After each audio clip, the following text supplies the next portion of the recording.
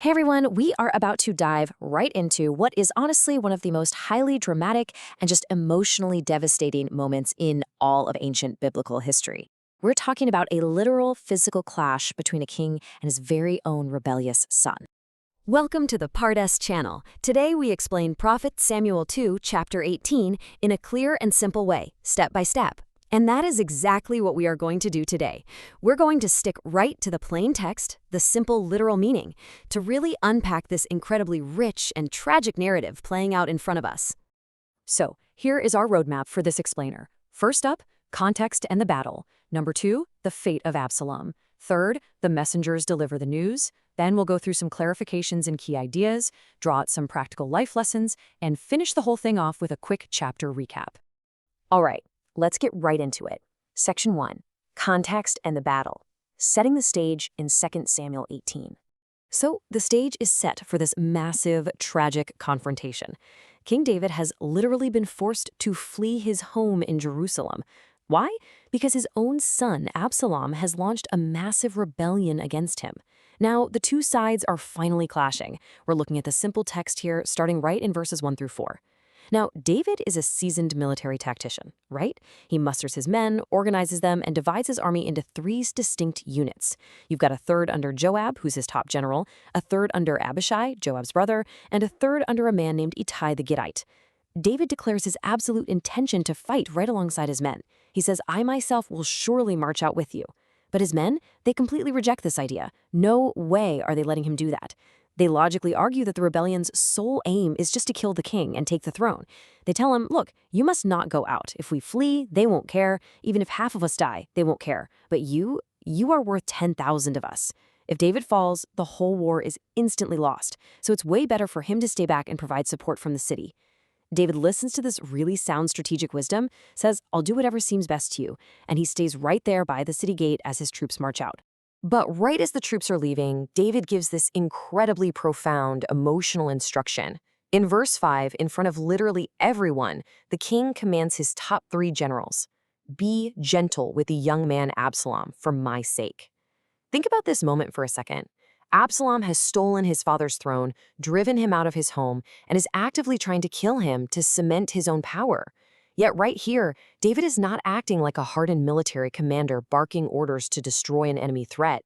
He is just a heartbroken father pleading for the life of his rebellious boy. The text makes sure to emphasize that all the troops heard the king give this charge. It sets up this agonizing, tragic tension for the rest of the entire chapter. So the army marches out, and verses 6 through 8 tells us the battle takes place in a spot called the Forest of Ephraim.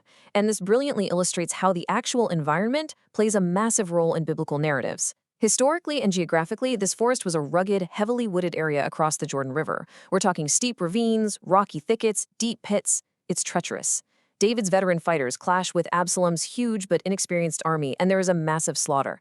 20,000 men fall that day. But the literal translation gives us this fascinating, terrifying detail. It says, the forest claimed more lives that day than the sword. This hostile terrain proved far deadlier to the fleeing, disorganized rebel army than actual face-to-face combat. It's almost like nature itself aggressively turned against Absalom's rebellion. Moving right along to Section 2, the fate of Absalom, the climax of the rebellion. Now, that treacherous forest we just talked about, it is about to claim its highest profile victim. We're looking at verses 9 through 18 here. Verse 9 paints what has to be one of the most vivid and honestly ironic pictures in the entire text. Absalom is riding his mule, and as he passes under the thick branches of this massive oak tree, his head gets completely caught in the branches. Now, if you remember from earlier chapters, Absalom was incredibly vain, especially about his thick, magnificent hair. In a really striking piece of physical irony, that very pride becomes his snare. The text says he is left hanging in midair, while the mule just keeps right on going, straight out from under him.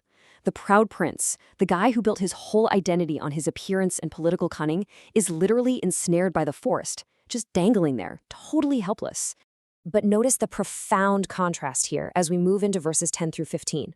An ordinary soldier spots Absalom hanging there and runs back to tell General Joab. Joab is absolutely furious. He says, "You saw him? Why didn't you strike him to the ground right there? I would have given you 10 shekels of silver and a warrior's belt. which back then was a massive fortune and a huge military honor. But the soldier replies that even if Joab weighed out 1,000 shekels of silver right into his hands, he would never lift a finger against the king's son. He heard King David's strict command loud and clear. But Joab, he is a ruthless pragmatist. He has zero time for this. He knows that as long as Absalom's breathing, the kingdom is divided and in danger. So Joab takes 3 javelins or darts, walks right up to the oak tree, and plunges them straight into Absalom's heart while he's still alive, hanging there. Then 10 of Joab's armor-bearers surround Absalom and finish him off. The very second Absalom is killed, Joab sounds the trumpet. He completely halts his troops from pursuing the fleeing Israelites. The head of the rebellion is cut off. The war is definitively over. Verses 17 and 18 detail Absalom's burial, and man, it is a stark, unceremonial end. They take his body, throw it into a big pit right there in the forest, and just pile a massive heap of rocks over him. The text gives us a heavy dose of cold reality here. Earlier in his life, Absalom had built this beautiful, towering monument for himself in the King's Valley so people would remember his name. But his actual grave, it's just a jagged pile of rough stones in the middle of a deadly forest. All right, let's jump to section 3. The messengers deliver news. The race to David.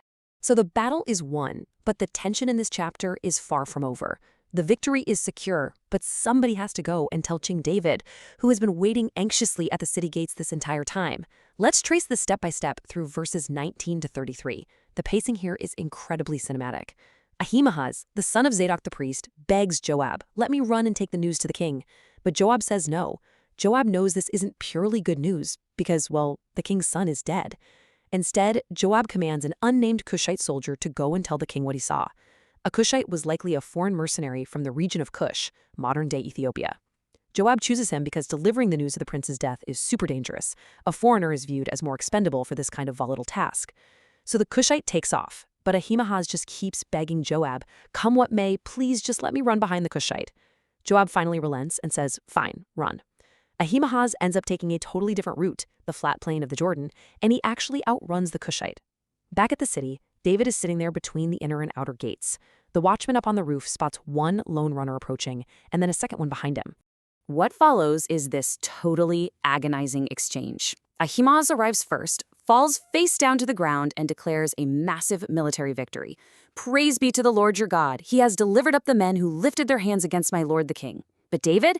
He totally ignores the news of the victory. He only cares about one thing. He asks, "Is the young man Absalom safe?" Ahimaaz gets cold feet. Knowing the king's heart, he completely evades the question, saying something like, "Well, I saw a great confusion when Joab sent me, but I really don't know what it was." Then the Cushite arrives, and he also reports the great deliverance. David immediately asks him the exact same question. Is the young man Absalom safe? The Cushite doesn't hold back. He delivers the direct, devastating confirmation. "May the enemies of my lord the king and all who rise up to harm you be like that young man." And that brings us to verse 33, which is hands down one of the most raw displays of grief in all of ancient literature. The text says the king was completely shaken. He goes up to the room over the gateway, just weeping. And as he walks, he cries out, "Oh, my son Absalom, my son Absalom, if only I had died instead of you. Oh, Absalom, my son, my son." That entire massive military victory, it completely evaporates in the face of this overwhelming, crushing parental sorrow. Which brings us to section 4, clarifications and key ideas. Unpacking the text. So why are we given all these intricate details? What is the core narrative engine driving this whole chapter? Really, it revolves around one immense, irreconcilable paradox: military triumph versus personal defeat. On one hand, the nation is saved, right? The massive rebellion that threatened to tear all of Israel apart is successfully crushed. The legitimate king's throne is absolutely securely intact. But on the other hand, the king himself is entirely broken. The victory actually required the brutal execution of his own flesh and blood. You have Joab, who represents the cold, hard logic of the state. The rebellion must die for the nation to live. And then you have David, who represents the bleeding, unconditional heart of a father. This chapter does not give us a neat, happy ending. It forces us to sit with the incredibly heavy reality that sometimes massive public success comes at a devastating personal cost. Let's move to section 5, practical life lessons. What we can learn from all this.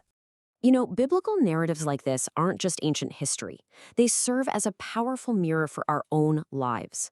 We can draw four profound insights from the human experience found right here. First off, rebellion and betrayal, like what Absalom did. They don't just hurt the immediate target. They bring destructive, far-reaching consequences that can literally tear apart entire families and communities. Second, we see the unbelievable persistence of a parent's love. Even when deeply betrayed and fighting for his own life, David's heart still yearns desperately for his son's safety. Third, we have to be really careful with pure pragmatic, logic-driven choices. Joab did what was militarily necessary, sure, but he directly disobeyed his king and crossed a massive moral boundary by executing a defenseless man. And finally, grief is incredibly complex. It genuinely has the power to completely overshadow our greatest worldly successes. Acknowledging that complexity helps us process our own moments of difficult loss. And finally, Section 6, Chapter Recap, reviewing the events. As we wrap up this explainer, let's do a really quick chapter recap to cement everything we've just learned in our minds. We started with David organizing his troops and begging his commanders to spare his rebellious son. Then we saw the treacherous forest of Ephraim violently swallow up 20,000 men. We witnessed Absalom getting his head caught in that massive oak tree, only to be ruthlessly executed by Joab, who willfully ignored the king's direct orders.